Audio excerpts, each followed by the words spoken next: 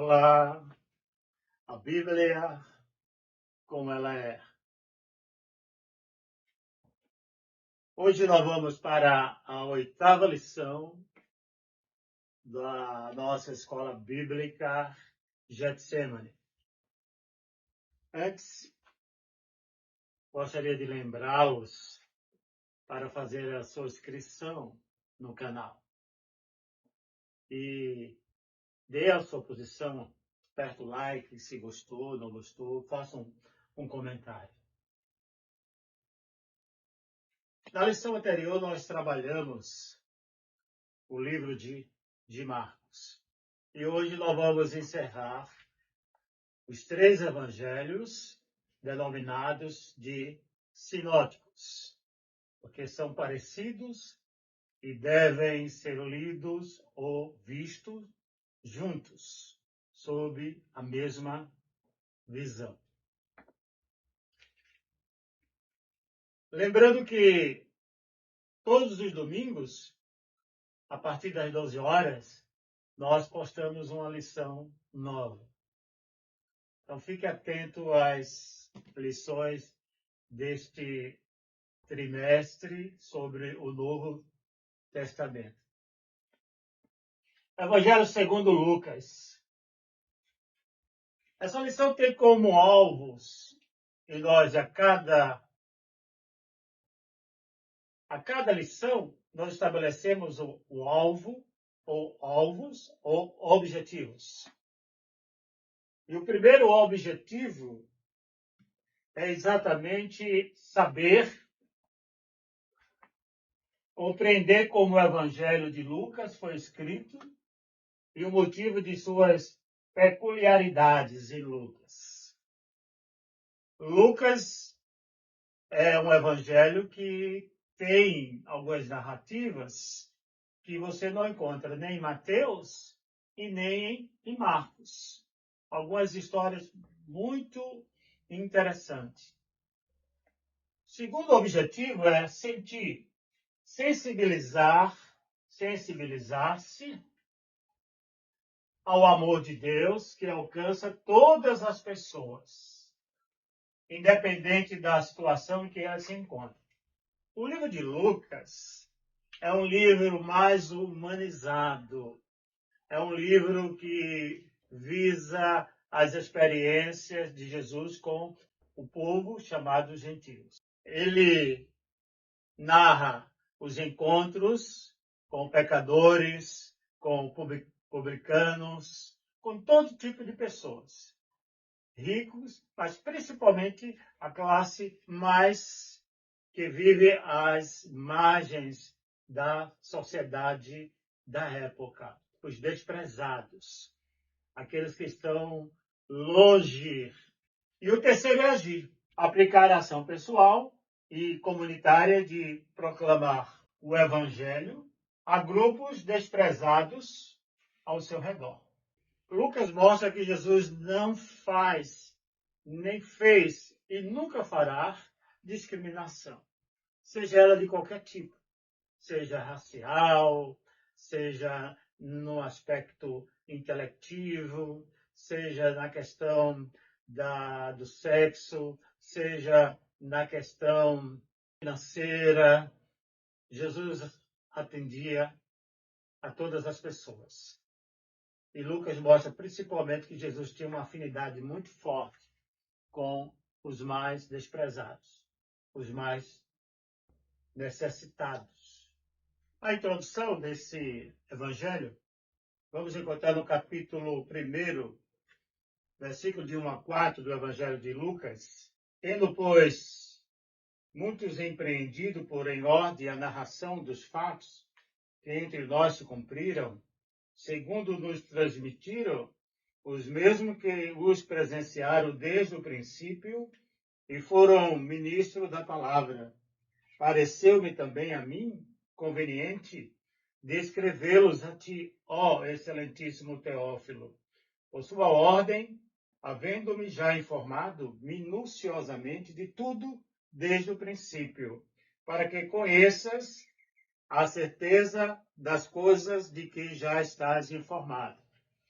O próprio Lucas é o autor desses escritos, tanto do Evangelho, como também de Atos dos Apóstolos.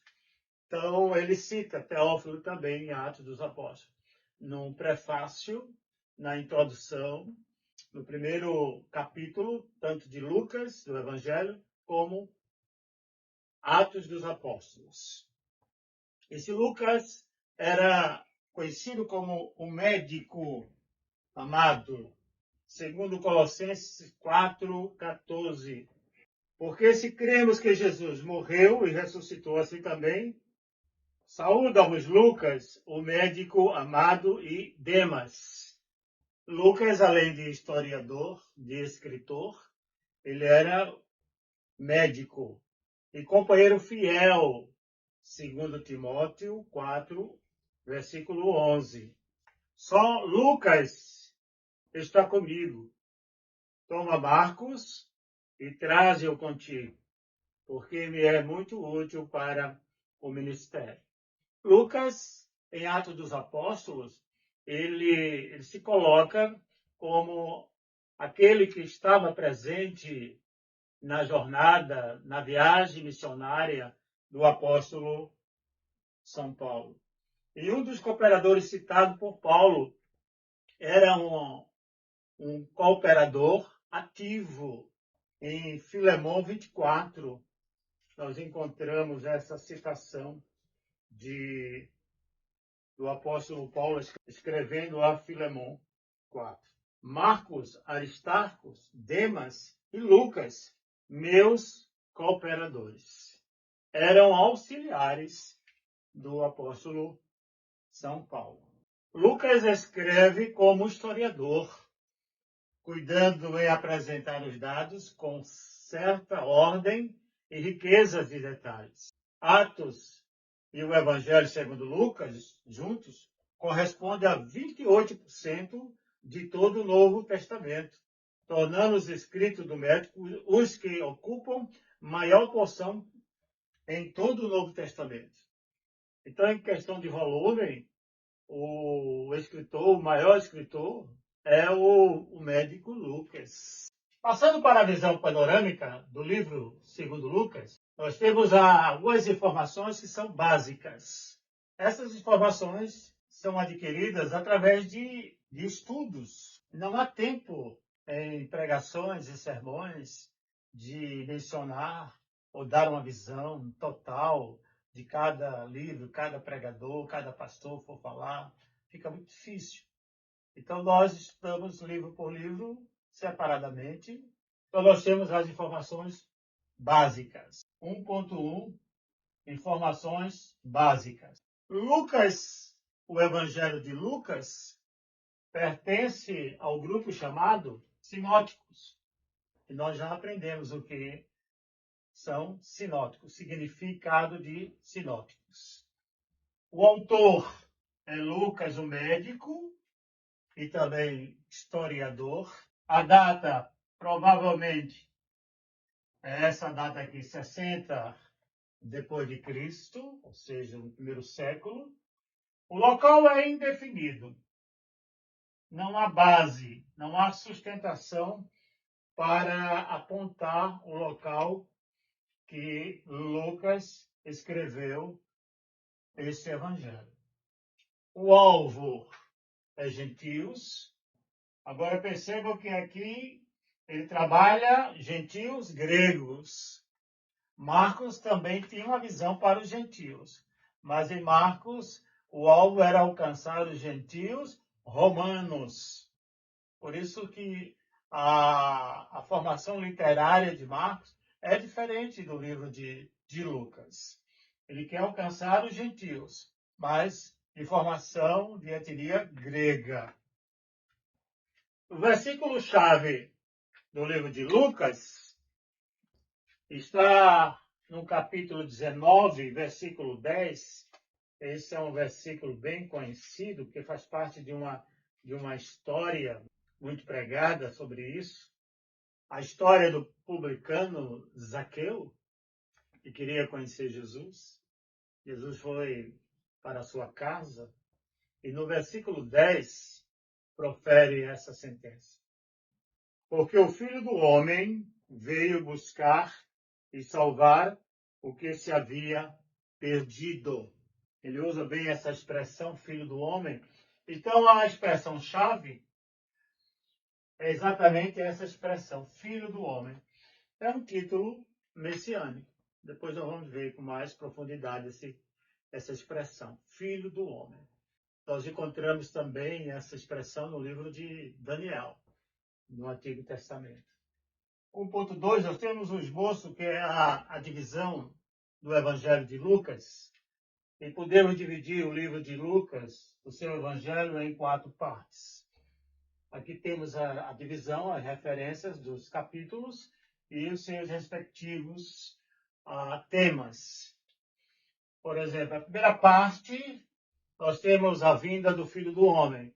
Preste bem atenção, que sempre ele vai usar essa expressão, Filho do Homem, porque é uma expressão messiânica, encontrada em Daniel. Lucas, a partir do capítulo 3, capítulo 3, a partir do capítulo 3, versículo 1, até o capítulo 4, versículo 13, o preparo do Filho do Homem.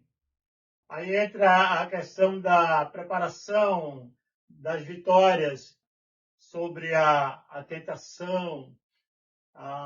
Jesus está a ponto de começar o seu ministério. Então, há uma preparação nesse sentido. A partir de Lucas 4, 14 a 19 e 27, o ministério do Filho do Homem. Então, entra todo o ministério, as curas, os feitos de Jesus, as relações de Jesus diante da classe mais desprezada, os publicanos e pecadores. Todo o ministério de Jesus, todas as realizações, nós vamos encontrar a partir do capítulo 4, versículo 14 a 19, 27. E por último, nós temos Lucas 19, 28 a 24, 53. É o triunfo do Filho do Homem, ou seja, a glorificação de Jesus. Aqui conta o quê? Conta a crucificação, vai falar sobre a questão da morte, vai falar sobre a ressurreição, vai citar os 2 discípulos no caminho de Emaús, toda vitória sobre o pecado, sobre a morte, nós vamos encontrar na parte final de Lucas, a partir de 19, 28 até o capítulo 24, 53. Ponto 2 do Evangelho segundo Lucas, nós temos características distintivas de Lucas. Que características são estas? São narrativas, histórias que não se encontram em Marcos, em Mateus. São narrativas diferentes. Como, por exemplo, nascimento de Jesus. A maneira como Lucas narra o nascimento de Jesus. Ele começa, aconteceu naqueles dias que saiu um decreto, aí começa com decreto, depois todos foram se alistar na Galileia, e aconteceu que estando eles ali, se cumpriram os dias que ela havia de dar à luz, e deu à luz o seu filho primogênito, e envolveu-os em panos e o deitou numa manjedoura, porque não havia lugar para eles na estalagem. Lucas narra algumas histórias da Bíblia com certos detalhes, que é uma característica, né? Diga-se de passagem, de médico. Né? Os médicos são detalhistas, principalmente os que trabalham com cirurgias. E Lucas tinha essa visão de detalhar, porque além de médico, ele era um historiador. Ele pesquisou, conforme nós lemos no início do Evangelho e em Atos dos Apóstolos, irão perceber que há uma continuação dessa pesquisa. Ele sonda, ele vai atrás das evidências, das histórias. Ele faz uma anunciação a Zacarias e a Maria, que não está Ele faz a anunciação a Zacarias e a Maria do nascimento de João, o Batista, e o nascimento de Maria. Ele faz essa anunciação. É interessante que Lucas, ele no primeiro capítulo, segundo capítulo, ele usa como protagonistas duas mulheres, Isabel e Maria. E é o evangelho que mais valoriza as mulheres, é o evangelho de Lucas. Ele já começa diferente dos outros. Ele registra os cânticos de Maria e de Zacarias, o nascimento de João Batista, de uma forma brilhante, com detalhes. Nós encontramos exatamente no primeiro, não é? Primeiro capítulo, a partir do versículo 57, a visita dos pastores quando Cristo nasceu. É interessante, lembram que eu falei no início que é um evangelista que tinha uma visão da ação de Jesus em relação aos mais desprezados, aqueles que viviam à margem da sociedade. E uma das categorias era exatamente os pastores.